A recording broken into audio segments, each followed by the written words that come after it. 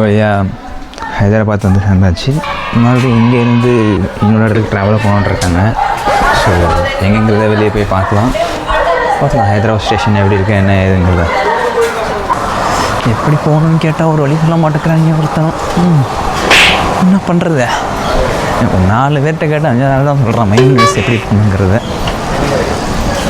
பார்க்கலாம்.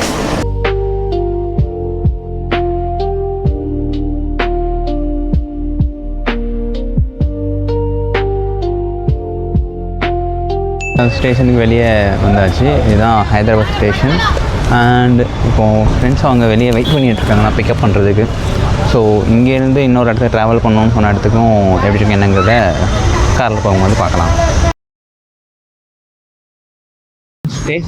ஆனால் ஸ்டேஷனுக்கு வெளியே வரும்போது மினிமம் ஒரு 10-20 பேர்கிட்ட நீ நினைக்கிற மாதிரிலாம் ஒன்றும் இல்லை, வாங்க இந்த ஆட்டோவில் போகலாம் அந்த ஆட்டோவில் போகலான்னு வரிசையாக இருக்கிறானுங்க. விட்ட பேக்கை எடுத்துகிட்டு போய் அவங்க இடையிலே வச்சுருவாங்க போல்.